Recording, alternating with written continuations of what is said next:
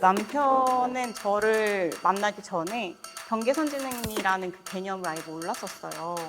이제 어느 날 갑자기 자기야, 경계선지능이 정말 사람들한테 많이 알려졌나 봐 라고 얘기를 하는 거예요. 내가 그 게임 커뮤니티를 하는데 사람들이 옛날에는 장애인이냐? 라고 했었는데 지금 경지냐? 이렇게 말을 한다는 거예요. 그래서 그게 너무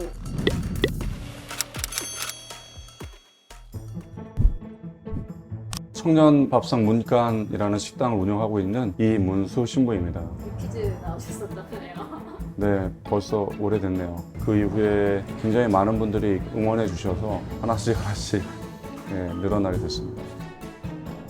특별히 저희가 여기를 슬로우점이라고 했습니다. 왜냐하면 여기에서 일하고 있는 청년들의 개성 때문인데요. 여기서 일하는 청년분들은 경계선 지능인 혹은 느린 학습자라고 부르는 청년들이 일을 하는 식당이어서 그분들의 특성을 드러낼 수 있도록 슬로우점이라고 이름 지었습니다. 안녕하세요. 청년밥상문간 슬로우점에서 일을 하고 있는 임예찬이라고 합니다. 청년 밥상문간 슬로우점에서 일하고 있는 21살 조재범입니다.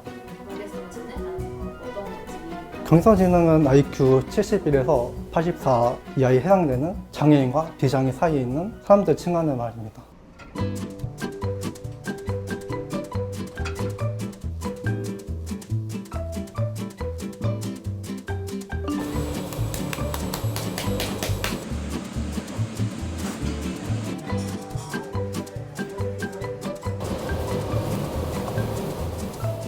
작년 1월에 경계선 지능인 청년을 자녀로 둔 아버님 한 분, 어머님 한 분이 저를 찾아오셨어요. 그분들이 이제 많은 이야기를 들려주셨는데 어머님이 그런 말씀을 하셨어요. 우리 아이들에게 많은 걸 해달라는 게 아니다. 봉사할 수 있는 기회만이라도 줬으면 좋겠다라는 말씀하신 거예요. 근데 사실 우리 봉사라고 하면 제가 시간 되면 뭐 이렇게 가서 한번 봉사해 볼게요 라고 하는 거잖아요. 근데 이분들은 어디에 봉사를 하러 가셔도 거절당한다는 거예요. 처음에는 저희 식당에 언제든지 와서 봉사해 주세요 이렇게 말씀을 드렸는데 저희가 내부적으로 그럼 우리 이 대학로점을 경계선 지능인 청년들이 일을 하는 식당으로 만들어 보면 어떨까요? 라는 의견이 나왔고 전문가 그룹과 함께 준비를 해야 된다는 생각을 했고 그 두 분이 동대문 종합사회복지관을 소개해 주셨어요. 근데 실제로 거기 사회복지사 선생님이 저희 식당 정릉점에 와서 3일간 아침 저녁으로 풀타임으로 일을 하시면서 이 청년들에게 필요한 매뉴얼을 다 만드셨어요. 청년문간 슬로우점의 매뉴얼은 만들고 있는 단계인데요. 일반 매뉴얼이랑 그 내용의 구성은 비슷한 것 같아요. 저희가 휘카페라고 상생 일터를 만들었었는데 처음에 초안을 만들고 아이들이랑 같이 학습을 했었는데 커피 바리스타 자격증을 할 때 저울에 0점 초점을 맞추고 그 무게를 재는 거를 배운단 말이에요. 그 에이드는 80g을 청을 넣으면 돼요. 만들어 보세요 했더니 저는 에이드로는 한 번도 0점 초점을 맞춰본 적이 없어서 저울을 사용할 수 없어요 라고 말을 하는 거예요. 일반인 대상으로는 한번 저울 사용하는 법을 배웠으면 바로 응용해서 진행이 될 텐데 사고가 연결되지 않으니까 커피로는 배웠으니까 커피로만 되는 거구나. 그러면 매뉴얼을 구성할 때 모든 과정이 A부터 Z까지 다 있어야겠다라는 생각이 들었었고 보통 업무 매뉴얼에는 아침에 출근을 하면 불을 킨다가 거의 없어요. 저희 친구들은 불을 킨다, 스피커 앞에 간다, 그리고 거기 있는 전원 버튼을 누른다 부터 끝까지 있는 거예요. 이런 부분들을 다 작성을 해서 담기려면 내가 일을 해봐야지 이 친구들이 어디부터 어려워하는지 알겠구나. 아무래도 다른 사람보다는 좀 느리고 집중력도 좀 떨어지고 여러 번 반복해야 되는 말고 얘기나 이런 거 할 때 한 번씩 말문이 막히는 분이 있어요. 그래서 지능 검사를 하면 5가지 소척도를 가지고 있어요. 그래서 어떤 사람은 언어 지능이 높고 어떤 사람은 수리나 추론 지능이 높고 이게 사람마다 강점이 다르고 경우의 수가 너무 많은 거죠. 그래서 경계선 지능이라고 하더라도 사람마다의 특성은 아주 다양하게 나타납니다. 복지사 선생님들이 처음 식당을 설계할 때부터 의견들을 주셨어요. 불을 무서워하신다는 이야기를 듣고 저기는 이제 인덕션으로 다 대체를 했고 시각이나 청각에 되게 예민한 친구들이 있어서 불을 탁 켰을 때의 그 화르르 하는 그 순간 그런 것들 때문에 브루스타 키는 거를 되게 힘들어 했었고 청년문간 측에서는 이거를 무서워하는 친구들은 가스버너를 무서워할 확률도 높겠구나 라고 더 배려를 한 발자국 나가서 해주셔서 다 인덕션으로 바꾸게 되었었고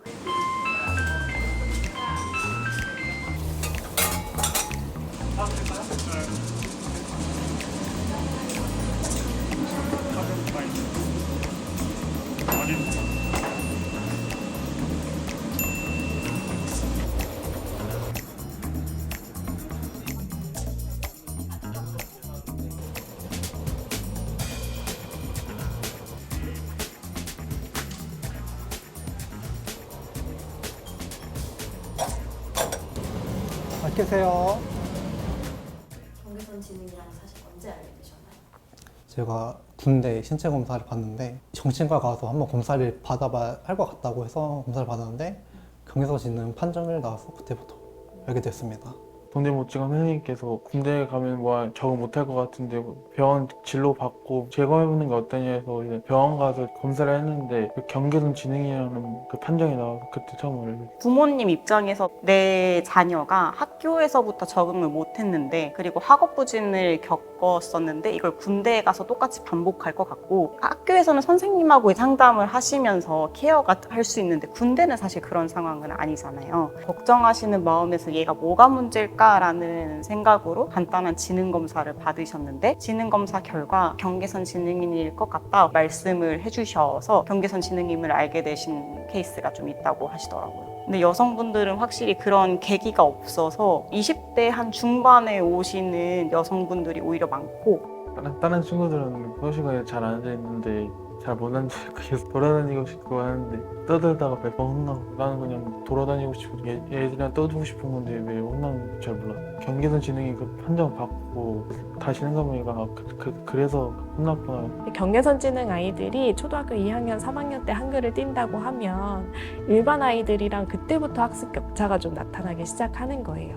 요즘에 산수 문제를 풀더라도 철수가 몇 개의 사과를 나무에서 땄는데 영희가 몇 개를 땄습니다. 이렇게 수학 문제가 나오는데 한글을 모르면 사실 산수 문제도 풀 수 없는 시대가 되었거든요. 그러다 보니 이제 아이들이 그때부터 학습 격차가 벌어지고 제가 오랜만에 생활 기록부를 봤는데 초등학교 때는 이제 공부를 좀 했었는데 이제 점점 올라가면서 이제 안 했어요. 이제 어렵다 보니까 또래 집단이 생기기 시작하는 시기가 초등학교 3, 4학년 시기예요. 그 전에도 조금 어려움이 있을 수는 있지만 같이 놀라고 어른들이 이야기하면 같이 놀아주는데 초등학교 3, 4학년이 지나가면 어른들이 이야기해도 같이 놀아주지 않는 시기가 나오게 됩니다. 그래서 이제 사춘기가 되면 정서적인 어려움이 이제 더해지게 돼요. 중고등학교 시기에 이제 우울하거나 불안하거나 또 산만하거나 이런 것들이 더 심해지는 양상으로 조금 나타나기 시작해요. 학교 폭력 따돌림이나 이런 거는 중학교 때 제일 심해지거든요. 초, 중, 한 번씩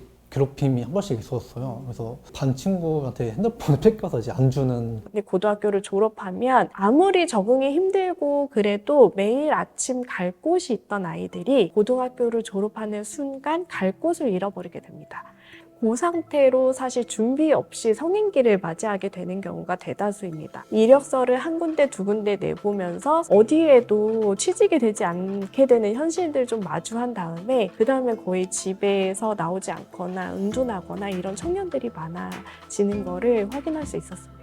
이분들이 나중에 나쁜 사람들에게 이용당할 수도 있어요. 내 스스로 뭔가를 결정해야 되는데 이것들을 파악해서 결정하는 데에 어려움을 겪으실 수 있다는 특성을 알고 나쁜 사람들이 접근을 해서 뭐 이 사람 명의로 돈을 왕창 소액 대출을 받는다든지 하는 그런 피해자들도 실제로 있거든요. 근데 어쨌든 이분들이 비장애인으로 규정되어 있기 때문에 그분들이 가지고 있는 이런 여러 가지 어려움들을 당사자와 가족들이 온전히 감내해야만 되는 법적으로 사실상 일반인이라고 생각을 하셔야 돼요. 경계선 지능인을 지원하는 법이 있다거나 아니면 정책이 있다거나 이렇게 만들어져 있지는 않고요. 70이 되지 않으시는 분들만 지원을 하고 있는데 사실상 71점과 70점이 얼마나 차이가 날까 이런 고민들을 해보면 큰 차이가 나지 않을 수 있다라고 하는 이해가 좀 있어야 되거든요. 장애인 친구들 같은 경우에는 그 고등학교 시기부터 특수학급에서 뭐 직업 체험을 해본다던가 혹은 내가 가질 수 있는 직업이 어떤 것들이 있는지 같이 탐색해보고 적성을 알아보고 하는 시간들이 있는데 사실 일반 학급에서는 대입과 관련된 내용을 다루지 진로 적성 탐색과 관련된 부분은 전혀 다루지 않고 있거든요. 일반인에 속하기 때문에 내 적성도 진로도 아무것도 모르는 상태에서 대입을 준비하는데 대입은 떨어지고 고등학교 졸업 후에 갈 곳이 없는 그런 상황들이 많이 놓여 있었고 아르바이트를 지원을 해서 합격을 한다고 하더라도 금방 잘리는 경우가 많다고 하더라고요. 특성고등학교 3학년 2학기 때 현장 실습을 나가서 그때부터 처음으로 사회생활 했었고 그 이후에 이제 단기 알바를 몇 번씩 했었고 직무 교육으로 이제 인쇄소에서 일을 했었습니다. 사람의 손으로 거쳐야 될 것들이 있는데 주로 그 작업을 했었습니다. 이렇게 사회생활을 이렇게 많이 안 하다 보니까 이제 상사 한 분이랑 좀 다툼이 있었습니다. 적극적으로 해야 되는데 뭐 표현이나 그런 걸 제가 좀 잘 그때는 못해서 이제 그런 걸로 이제 좀 오해나 그런 게 있어서 상사 한 분이 이제 한 달 반 정도 이제 없는 사람인 줄 알았다 이런 식으로 이렇게 하셔가지고 제가 그런 것들 상처긴 한데 뭐 친구 와서 생각하면은 이게 제가 이게 적극적으로 안 했다는 그런 거니까 이제 다음에는 좀 잘 해야겠다는. 남편은 저를 만나기 전에 경계선지능이라는 그 개념을 아예 몰랐었어요. 이제 어느 날 갑자기 자기야 경계선지능이 정말 사람들한테 많이 알려졌나 봐 라고 얘기를 하는 거예요. 그래서 왜? 뭐 쟤도 생긴대? 막 이렇게 흥분해서 얘기를 했더니 게임 커뮤니티를 하는데 사람들이 옛날에는 장애인이냐? 라고 했었는데 지금은 경지냐? 이렇게 말을 한다는 거예요. 그래서 그게 너무 울컥하는 거예요, 담당자로서. 그리고 어떤 친구가 갑자기 이제 이야기를 했는데 나무 위키에 경계선지능인 그 정의에 대해서 적혀 있잖아요. 근데 거기에 뭐 경계선지능인 여자애들은 백치미가 있어서 다루기가 쉽다 뭐 이런 식의 글이 적혀 있었어서 제가 너무 화가 나서 그거를 삭제 요청을 했었던 경험도 있었었거든요. 경계선지능인이 또 다른 이제 혐오의 그런 단어로 든다는 게 너무 속상했고 유튜브 채널들을 이렇게 많이 보는데 그게 다 모자르다는 식으로만 나와서 사실은 그렇지 않고 교육을 받으면 우리하고 똑같이 생활할 수 있는데 그런 부분은 전혀 고려되지 않는 거예요. 이분들의 특성이 굉장히 성실하다는 거예요. 내가 할 수 있고 이렇게 배운 것이라면 그 과정이 좀 오래 걸리긴 하지만 열심히 하시고 잘 하려고 하신다는 거예요. 이분들도 마음은 똑같구나라는 걸 이렇게 생각하게 되고 느끼고요. 저는 이제 식당에서 일하는 것이 처음이라고 했는데 이제 잘할 수 있었지. 그러니까 뭐 포스기 다루는 것도 그런 것들 이제 좀 걱정했었어요. 과연 승인 응대를 잘할 수 있을까랑 계산할 때 실수 없이 할 수 있을까 그리고 지각하지 않고 잘 다닐 수 있을까 그런 걱정을 많이 해요. 근데 막상 일해보니까 어때요?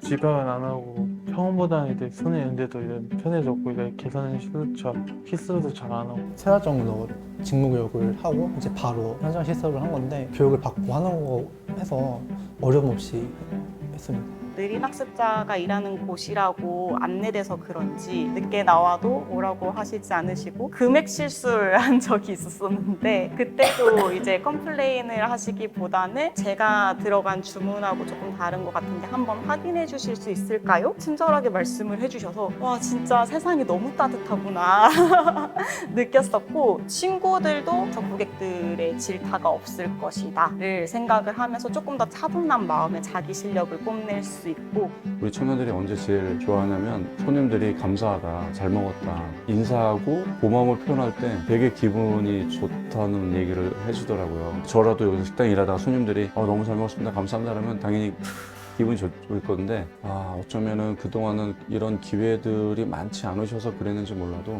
우리 청년들이 받아들이는 느낌은 좀 더 남달랐던 것 같아요. 청년문관 측에서 교육을 받은 모두 친구들이 기회를 얻었으면 좋겠다고 얘기를 해주셔서 10명이 취업을 하게 되었거든요. 근데 그 친구들이 다 하나같이 뭐라고 말을 하냐면 취업이 안 될 줄 알았는데 일할 수 있는 기회가 있어서 너무 행복하다. 근데 저도 마찬가지였었던 것 같아요. 어딘가에 소속돼서 일할 수 있음에 되게 행복함을 느끼고 근데 청년들은 어렸을 때부터 성공 경험이 낮아서 그런 꿈을 잘 못 꾸었었고 제가 경계선지능인 갤러리라고 거기를 염탐해요. 그럼 거기서 친구들이 자기는 택배 분류하다가 잘렸다. 나 3일 버텼는데 이거 대단한 거 맞냐. 그런 식의 글들이 정말 많거든요. 근데 그게 아니라 계속 일할 수 있고 배려받을 수 있고 그리고 나는 성장만 하면 되는 그런 곳이 더 많이 생길 수 있으면 좋겠어요. 어느 부모님이 저희 지난 개업식 때 얘기를 해주셨는데 저희 이제 1월 달부터 그 교육에 참여하면서 우리 아이가 집에서도 달라졌다는 거예요. 그전에는 주로 집에만 있었는데 매일 교육을 나가야 되니까 청결에도 신경을 쓰고 옷도 좀 더 신경 써서 입고 집에서도 좀 더 활기차고 그 집안에서 달라지는 모습에 이 부모님들은 그것만으로 너무 이렇게 기쁘셨다는 거예요. 제가 부모님한테 말씀드릴 때는 천재가 되거나 전문가가 되는 거는 조금 어렵지만 장인이 되는 건 할 수 있다. 라고 이야기 드리거든요. 자기가 잘하는 부분을 계속 반복하면서 연습하면서 즐거워하면서 할 수 있는 일이라면 뭐든지 할 수 있을 것 같습니다. 삼성전자에서 근무하는 모든 분들이 반도체를 연구하는 건 아니잖아요. 그런 고도로 복잡한 것들에 연구하고 일하는 분들이 있는가 하면 뭐 상대적으로 보다 좀 더 단순한 그런 일들을 하는 분들도 계시는 거고요. 그러니까 이분들이 하실 수 있는 일들에 진출할 수 있는 그런 기회들이 제공될 수도 있는 거죠. 업무가 세분화되면 뭐든지 할 수 있는데 그 세분화하는 역할을 실질적으로 비용의 문제로 그리고 정부의 아무런 제도 없이는 일반 사기업에서 그 돈을 투자해서 하기란 어렵다는 거죠. 우리 주변에 경계선 지능인 분들이 있다라는 걸 우리가 먼저 인식하는 게 되게 중요한 것 같아요. 뭐 유아부터 어르신에 이르기까지 전 연령대에 사실은 이분들이 계시는 거고요. 사회 전반적으로 이분들에 대한 인식이 생기고 이분들에게는 이런저런 도움들이 필요하다는 걸 우리가 인식을 하면 또 함께 할 수 있지 않을까? 내가 일본어를 배우지 않고 일본에 뚝 떨어졌을 때 내가 잘할 수 있냐라고 생각했을 때는 저는 사실 자신이 없어요. 그런 것처럼 모두가 잘하는 부분이 있고 잘하지 못하는 부분이 있을 거고 그런 부분이 있음에도 불구하고 우리는 함께 살아가잖아요. 그런 것처럼 조금씩 마음의 여유를 가지고 여유 있게 같이 살아가는 세상을 좀 만들어 보자는 생각을 좀 하게 됐고요. 계단에 대한 그 경사로를 만들 때 휠체어를 탄 사람들만을 생각을 하지만 이제 다리가 아프신 노인분들이나 유모차를 끌고 있는 어머님들, 부모님들 모두 사용할 수 있는 그런 시스템이잖아요. 우리가 가는 장애인 대상 카페라던가 뭐 이 느린 학습자 상생일터도 마찬가지고 그때는 살짝 마음의 여유를 가지고 오시거든요. 그래서 저는 상생일터가 나의 여유를 다시 한번 찾는 그런 곳이구나 그냥 생각하게 됐었다.